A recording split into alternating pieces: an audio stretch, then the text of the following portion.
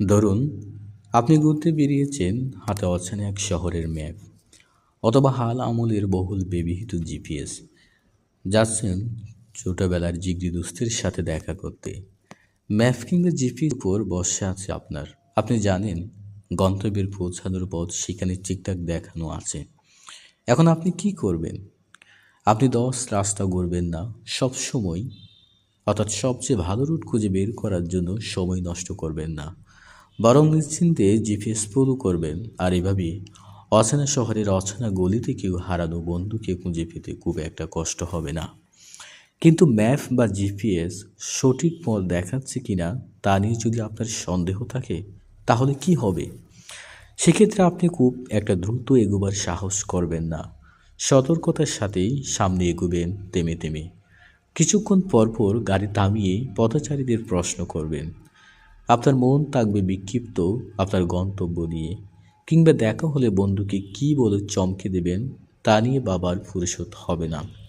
সময় কাটবে সংশয়, অস্থিরতা আর দুশ্চিন্তায়, কারণ আপনি নিশ্চিত না আপনি সঠিক পথে আছেন কিনা।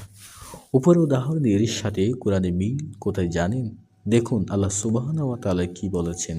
তিনি বলেন, যারা নিশ্চিত বিশ্বাস করে যে তাদের প্রতিপালকের সঙ্গে তাদের সাক্ষাৎ ঘটবে এবং তারই দিকে তারা ফিরে যাবে। দিন ইসলাম নিয়ে সন্দেহবোগা মানুষ কখনো নিজেকে নিয়ে, নিজের পথ নিয়ে নিশ্চিত হতে পারে না। সে সবসময় দ্বিধাদ্বন্দ্বে ভোগে।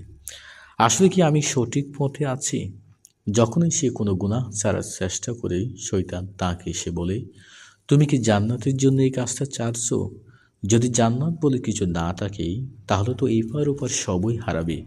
ভালো মতো ভেবে দেখো। কিন্তু কিন্তু যারা আল্লাহর প্রতি বিনীতভাবে আত্মসমর্পণ করেছে, তাদের এই সমস্যার মুখোমুখি হতে হয় না। এ কুশলে শয়তান তাদের সাথে পেরে উঠতে পারে না। দেখুন সূরা বাকারা আয়াতে আল্লাহ বলেছেন, যারা বিশ্বাস করে।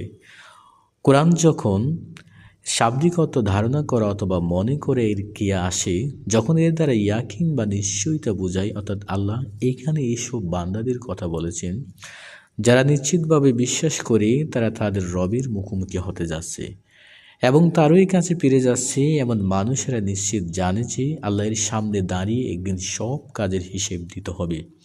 সেদিন তিনি হয় জান্নাতের মাধ্যমে পুরস্কৃত করবেন অথবা শাস্তি দেবেন জাহান্নামের আগুনে। একজন মানুষ যখন একথা বিশ্বাস করে, সে যখন এই সাক্ষাতের ব্যাপারে নিশ্চিত হয়ে যায়, তখন তার জন্য আন্তরিকভাবে ইবাদত করা ও গুনাহ থেকে সরে আসা সহজ হয়ে যায়। প্রিয় পাঠক, কোন ইবাদতের ব্যাপারে যখনই আলসেমি লাগবে